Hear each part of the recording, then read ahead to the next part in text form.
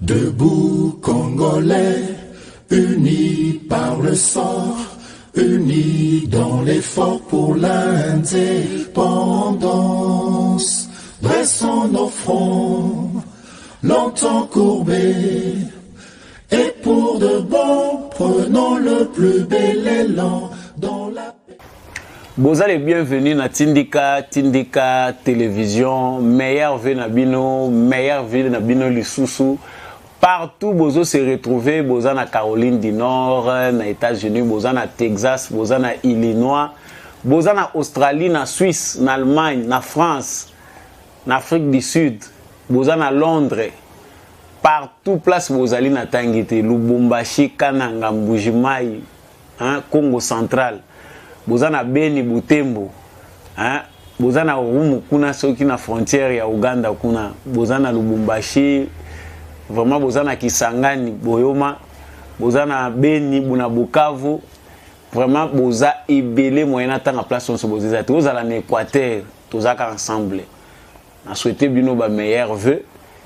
Et puis, vous allez bienvenue une fois de plus dans l'émission Oyoyo. Et vous avez comme d'habitude. Samba Olonga na présentation pour na couper Sabino Basango. Ndenge nasina mesani couper Sabino Basango à travers émission Debout Congolais to téléma. Pour ce que télémité muta ko téléma pour na likamuna yo azana été. Awa différence ezali entre ba Congolais na ba non Congolais. Muta zo mema Congo na mutema ata moni le roi moi ça ne va pas. Aotaka mutema parce que azo loke bonga parce que mutema na ezawana.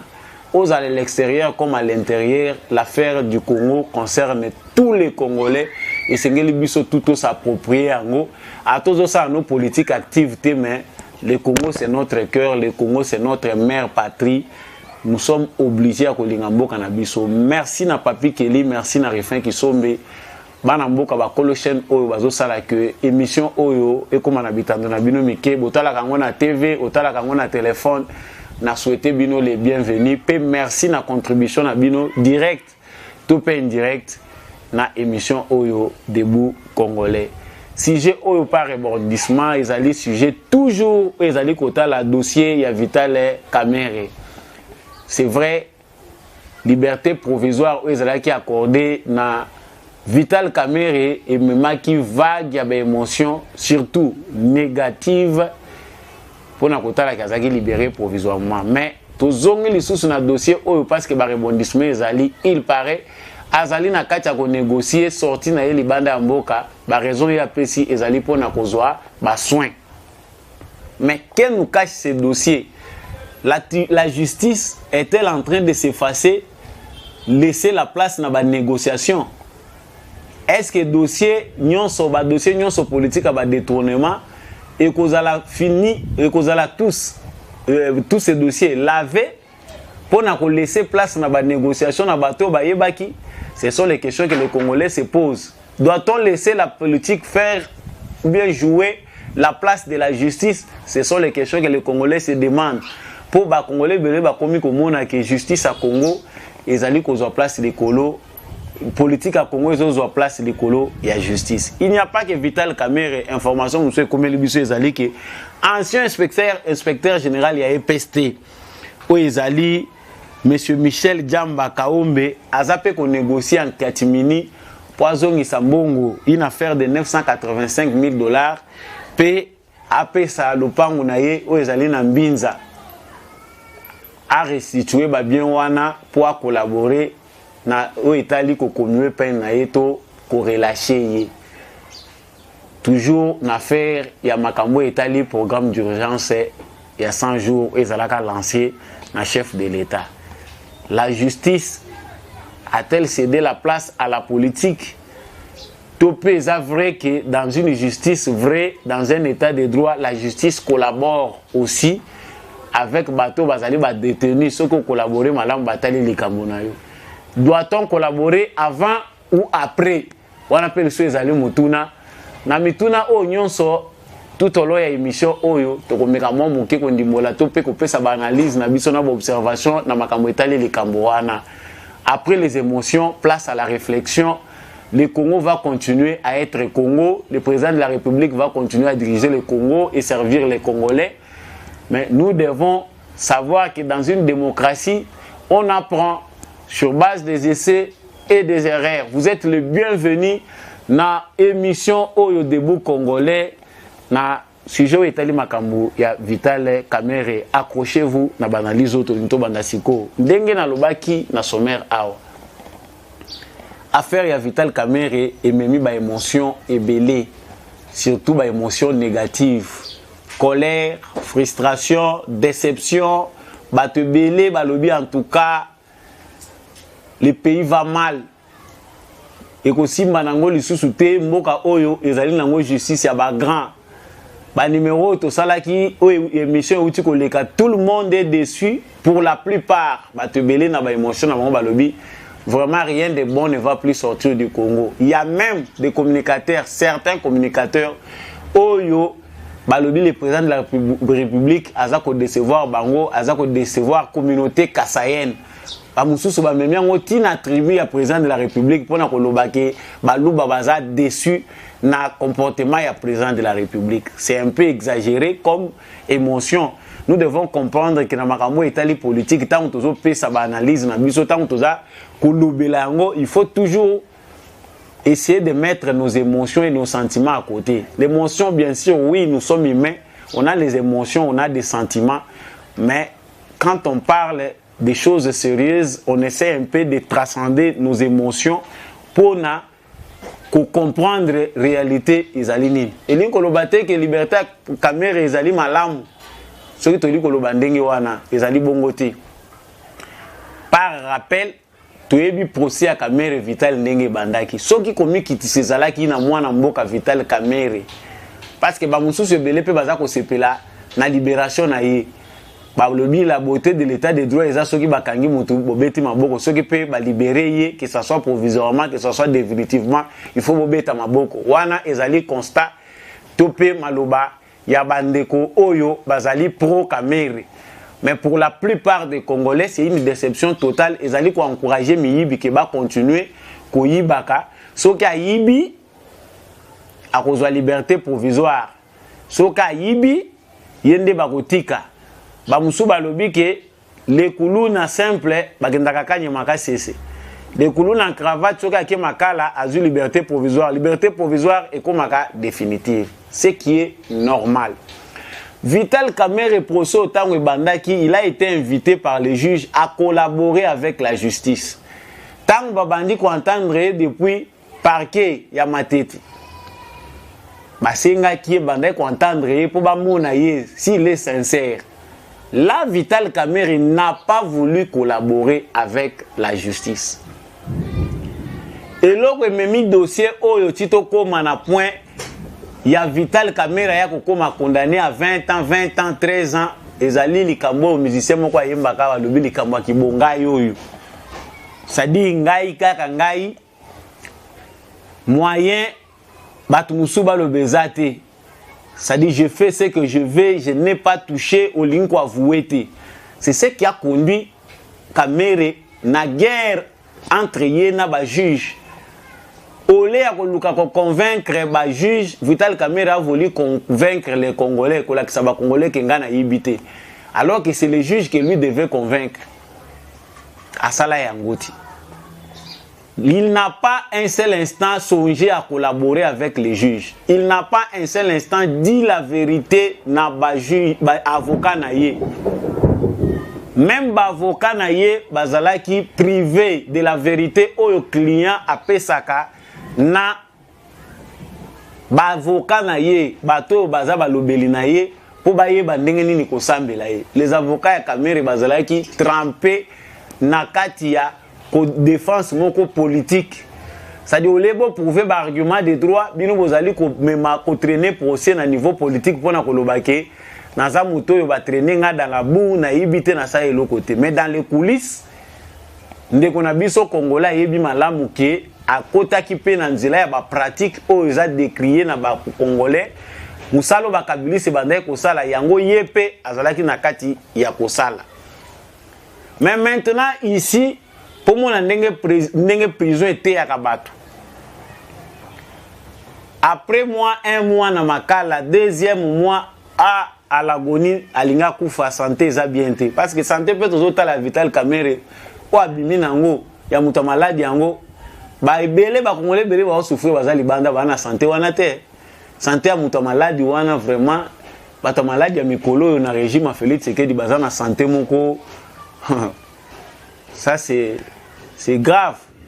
Tant que zoyeba que n'époque à Kabila to sanzi makila ba musuba melana ba tomata wazoluka ke babi miseka libanda mboka pa baloba ke situation eza critique ya Kabila ba prisonnier na ezalaki ke ata o sanzi makila mususu ebimiti na sima okobima na yote les Jekoko savent mieux ba muyambo ba yebi ndenge nini prison ya Kabila ezalaka mais prison état de droit oyo ekomika mutu muke akosoli état critique ba avocat ba komaka ba médecin. Vraiment, le régime d'état de droit a des différences qui font mal au cœur aux Congolais qui attendent beaucoup de la part de la justice congolaise. Mais Kamerhe, tout ce temps ici, n'a pas négocié. Étant ébélé, il y a un bazotanga nandambo, les qui sont dans centre nganda, na prison té. La mtsuku ba comment ko spéculer ba lobi na centre nganda ba créer chambre moko souterraine, ba créer ba somba lupango na mupanzi ba tonga, il y a beaucoup de choses qui se sont dites na makambwana.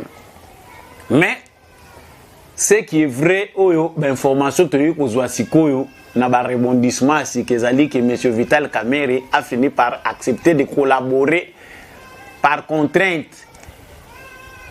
Dessous des cartes politiques, nous savons qu'il faut que Bimisango Libanda, Kamerhe a joué toutes les cartes pour Bayo Kilaïmawa. Les Américains, le président africain, Kolobela Likambwa Kamerhe, soyez indulgents.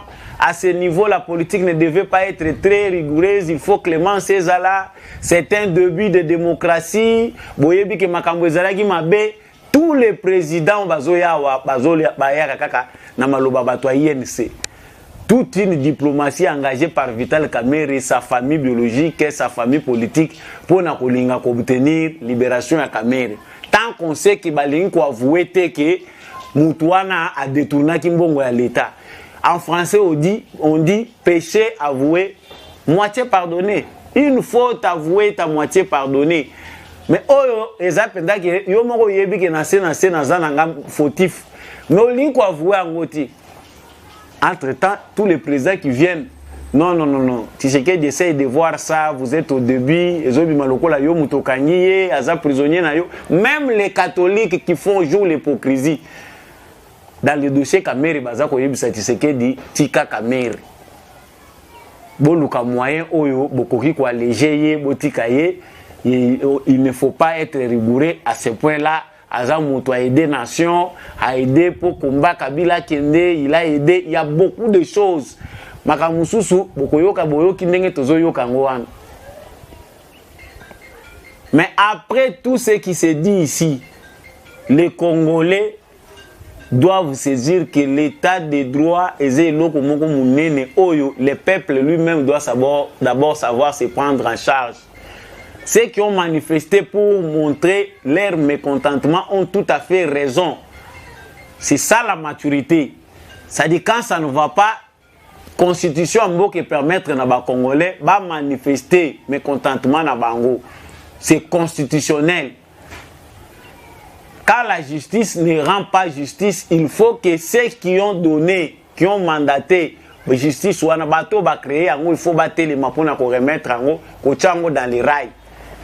Nous ne pouvons pas commencer l'état de droit sur base des ingérences, na ba suggestion ya batu de tout bord, ya mawa. Non, c'est au début ici qu'il faut que rigueur se faire sentir. On ne sait pas à quel niveau collaboration ezali koleka entre ba juge parce que ba juge ba le pona makambo ba juge otoyoki na ba dernière bouche ezali que Vital Kamerhe après sa collaboration tango andimi ko collaborer nde loko esali que ba juge à cour de cassation après avoir kozwa ba biloko ndambo eza restitué parce que vous êtes toujours avec réserve.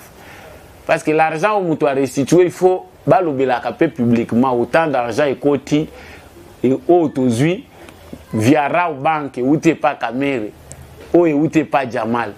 auto qui ezali ke ba mbongo ezako uta na ba compte ya ba privé individu ezali kozonga na caisse ya l'état bazozongo à travers Rao Bank ezala qui détourné. Ça les militants de l'UNC ne savent pas dire ça. Mais on fait la fête parce qu'on veut embellir que les prisonniers qu'on a accordé la liberté provisoire étaient un prisonnier politique. Voilà ce qui énerve les autres. Batumsou Bazan a droit à s'énerver parce qu'il y a une catégorie de gens qui pensent que voler c'est bon. Il faut qu'au Tika Congo et continuer qu'au Tamboula na trace. Les militants de l'UNC doivent comprendre l'esprit à changement ils ont animé les Congolais.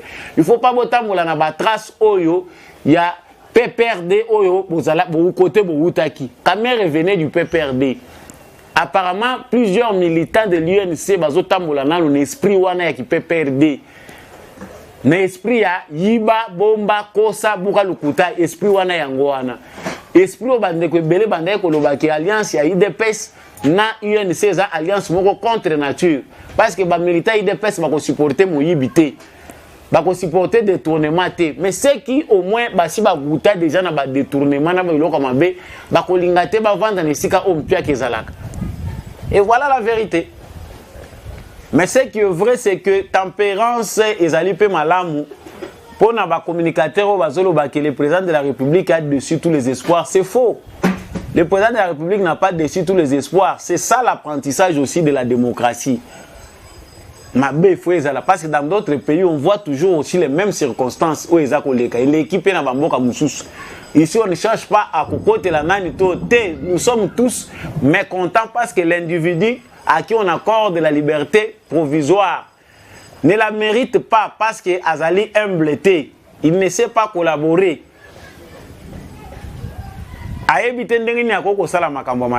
Voilà ce qui devait être fait.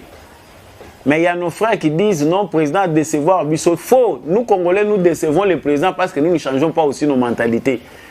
Le président n'est pas le président d'une communauté. Aza président, il y a Congolais, nyonso. Ça fait très mal quand certains prennent ça à décevoir Bakassayen, à décevoir ceci. Non, le président n'a pas dessus personne. Notre justice a besoin d'être renforcée, d'être réformée. À chaque niveau, Congolais, il faut comprendre que nous devons appuyer, soutenir notre justice. Côté les mélations qui m'a bezali. Pensez qu'en un jour, Paris va se construire, on a bezali.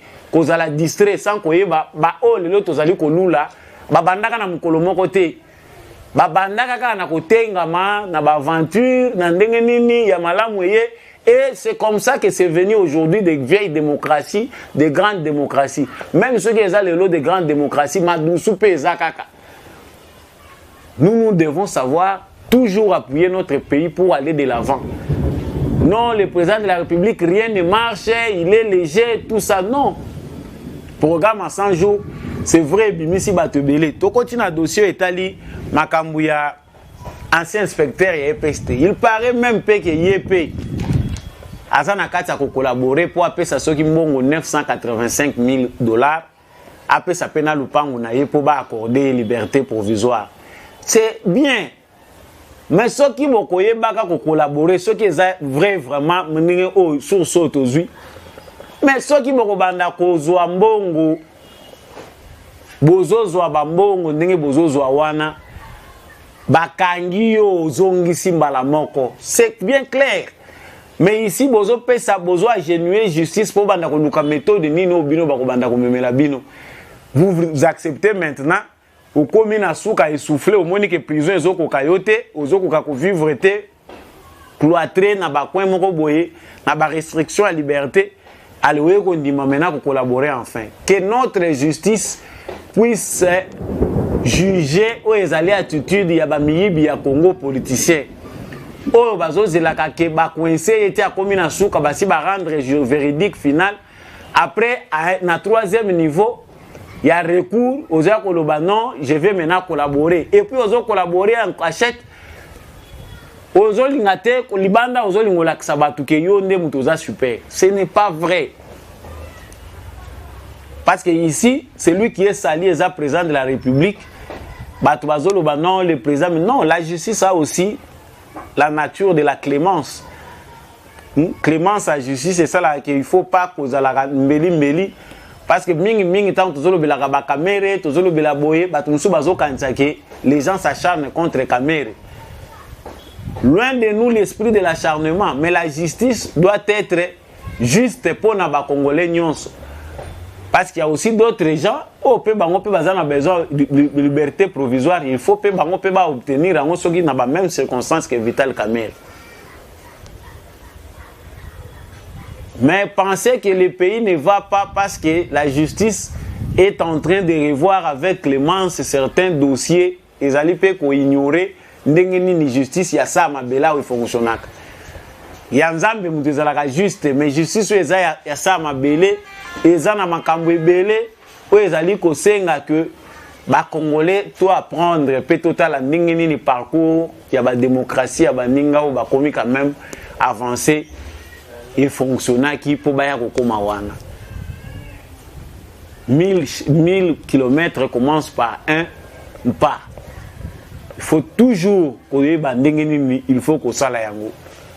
Le pays aujourd'hui est dans une transition difficile. Nos pauvres mentalités, il y a un constitué blocage. Diriger un pays comme le Congo, ils ont facilité dans le stade d'Otozali. Prendre un pays dans les trous qui n'est plus un État.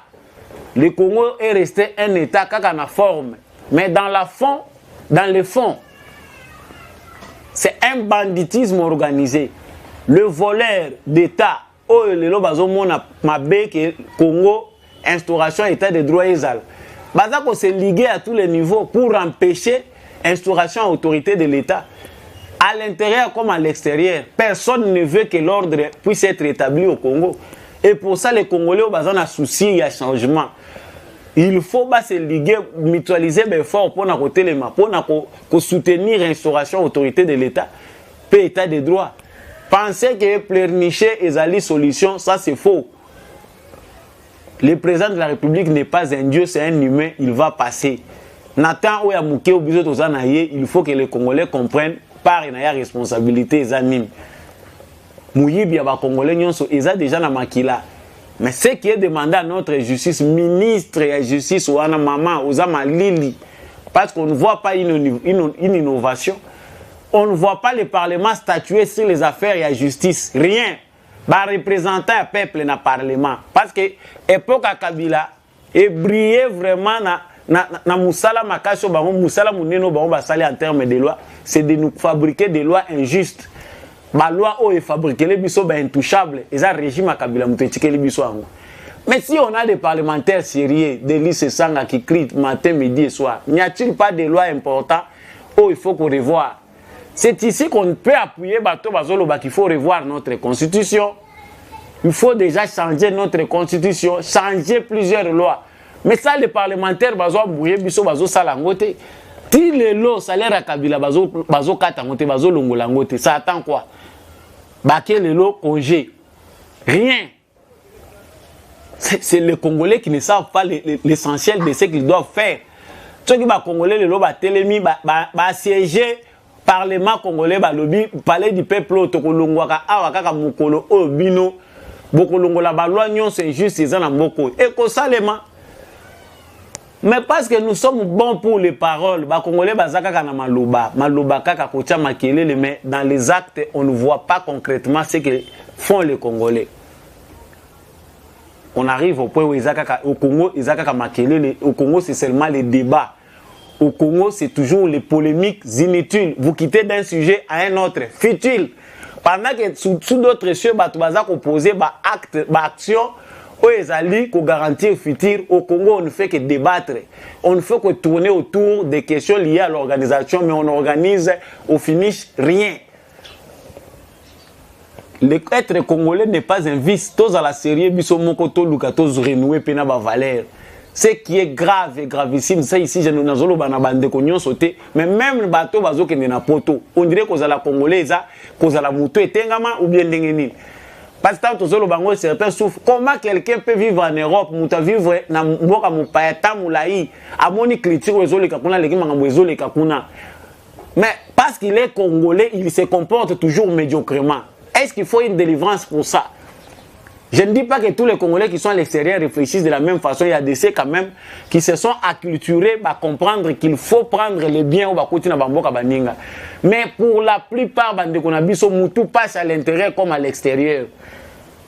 Ça, c'est grave pour un pays. Et Mboka Boye bazo condamné président. Président Bamboka Musu bazo senga bazoye akomata président na bango. Nde oyo bazo ina na Congo bakomo luka mususu. Ba luka spécial. Ça, c'est grave pour les Congolais. Nous devons être sages dans nos pas. Je le dis toujours dans mes émissions, le Congo est peuplé de gens intelligents, mais moins sages. Ce qui est le développement est à la rapide changement, nous devons renouer avec la sagesse. Il faut que la médiocrité spirituelle, les bonnes actions, oyo, et tamboulaka bien, et telemisaka bamboka, et associé à intelligence na sagesse.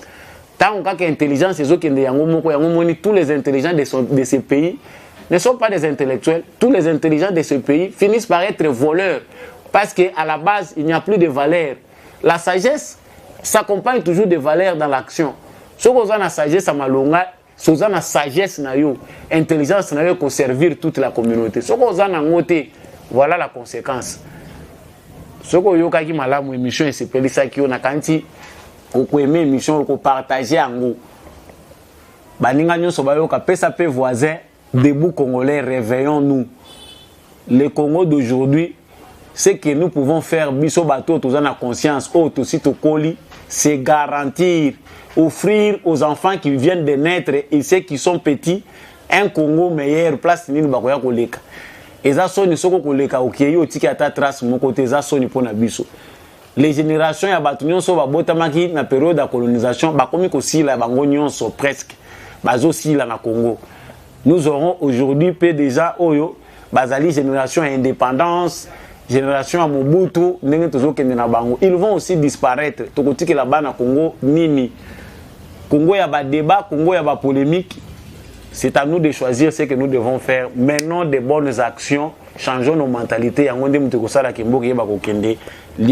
C'est par ici que je mets fin à cette émission. Vous l'aurez vraiment bien compris que Tokomi Nasuka émission na biso. Merci ndenge bopesi matoi na bilo pona kolanda émission oyo nanzela ya Samba Olonga mwana mboka. Merci pe na bandeko oyo ba participer pour émission oyo ekoma na bitando na bino ya mike to pe ya minene ndeko Chako na ndeko Mike. Merci na Rifin qui sont na papi kele les sous une fois de plus. Merci na bandeko yo bazo chamuke na bango pour émission oyo e ba kofungola ba congolais à travers Boanya autopesa kana ba analyse na biso. Je vous dis au revoir et puis prochainement.